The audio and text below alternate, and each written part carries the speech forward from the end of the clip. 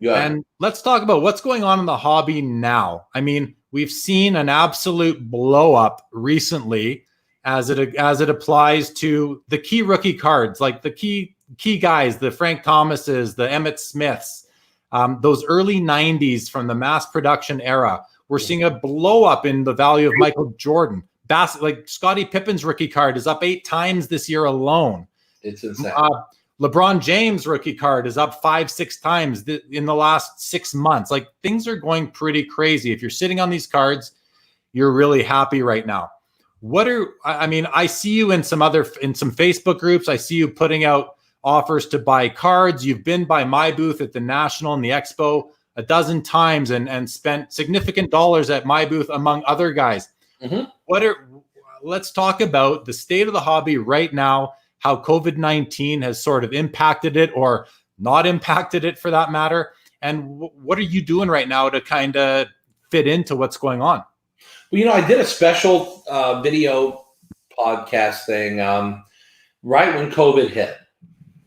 And my first warning to collectors, I believed in a bull market for years now. I've been telling people we're in a bull market. It didn't really go parabolic until recently, but it was going up steadily the last 2 years. We've known this. We've seen it. I predicted it a couple of years ago, and I got lucky it was true. I'm not going to say I'm Nostradamus, but I called it at pretty much the perfect time. But besides that, I think when that happened, I warned collectors. I said, if you're going to need money for the next 60 days, I'm going to advise you to sell now, no matter what happens, because we don't know what's going to happen. And that was the very bottom in the market, was that week, because things did drop some that week. And I think my call was right, that if you needed money desperately, because we didn't know where COVID was going, we needed to sell some stuff and be safe. Right. And then immediately after that, 1 week later, the market took off again in a rise that can only be described as parabolic. Why? Now, here's what I think. I think there's a couple of reasons. Number one, you pointed out very astutely that it's these guys from the 90s and our generation. That's 80% of it right there. The guys who are investing, and yes, there's a ton of outside money coming into this business, a ton. I talked to one guy this week who's been putting $250,000 a week into this card market for investors. $250,000 a week. And they're just holding. So that's every week. And they're using eBay as their main platform. So they're spending $1 million a month on eBay. Why? What brought them in? $50 this month on eBay. So on eBay and side deals. Say that again? I've spent $1 million in the last 4 or 5 weeks. Because this market, even though it looks crazy how much things have gone up, Frank Thomas PSA 10s have gone from 100 to 375 to 400. Emmitt Smith 90 score trade-ins have gone from 275 to 1,000. 89 Upper Deck Griffey PSA 10s have gone from 400 to 1,400.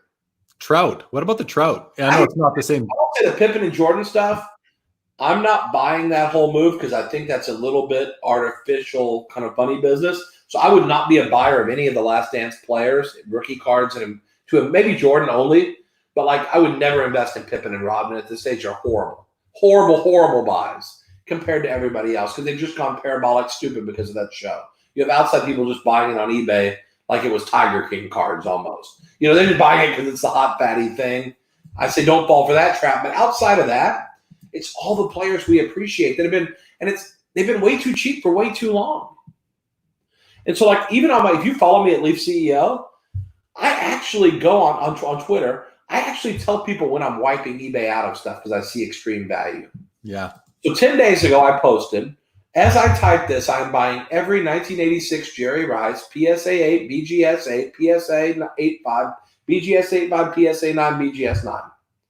I'm buying every one. And when I say buying every one, I hit every buy it now no matter what the price was. Because I looked at the card and they were $55 PSA 8s. That card has been $50 for 10 years. Yeah. So while the rest of the market went up, people forgot Jerry Rice was the greatest receiver of all time. So I literally bought 100 Jerry Rices in about 15 minutes. 2 days later, auctions are going off at 80, 85. I bought 100 at an average of about $60, $55. They're going off for 80. One went off today at 115. Those same cards I bought have been on eBay for almost a year unbought. But I just had to see the value there. And once someone cleans out those cards, everyone goes, holy crap. I didn't think about that as being a good buy. Yeah. 89 Upper Griffey's went parabolic to $1,400. I know. But get this. 10 days ago, Randy Johnson's were $52. PSA 10s in the same set. So I looked at it, I said, holy cow. Randy Johnson, who's one of the scariest suckers ever, Yeah. pitcher, not as popular, obviously. He can't be $52 if Griffey is $1,400. Makes no sense. Yeah. So I bought every freaking Randy Johnson up to $70, and I just bought one today for $122.50 on eBay earlier today. So in a week and a half, they've gone from $52 to $122.50 because suddenly people said these cards have been too cheap for too long. So then that begs the question, okay, everything's going parabolic, everything's going up. You have to be a real terrible player not to go up right now. If your cards aren't going up right now, you suck. I mean, nobody wants you. But so why, Brian? But why? Why are they going up now? Because right now, I think people are saying the stock market has performed pretty well the last week or two or three after the dip. Yeah. But we know this. It's like you invest in what you know. We know there's a finite amount of 86 Topps Rices. So what I told someone the other day, a guy who was thinking about putting $500,000 into this market to invest. He's a baseball player, famous baseball player. And he said, should I invest this? And I said, listen, if you want to go buy 200 shares of Apple, how easy is it? You push the button and you own them. Yep. You want to sell them, you push the button and you sell them. Now, I want to see you go buy $250,000 worth of Ronald Acuna Topps updates. And that's a plentiful card. It would take you weeks and weeks and weeks and weeks, and you would drive the price up 50% doing it. And I said, you know what that tells you? The supply is too small.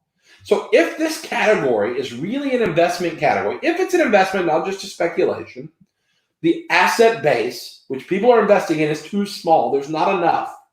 And there's never going to be more. Excuse me. So at this point, I think this parabolic move is everyone is saying, oh, crap.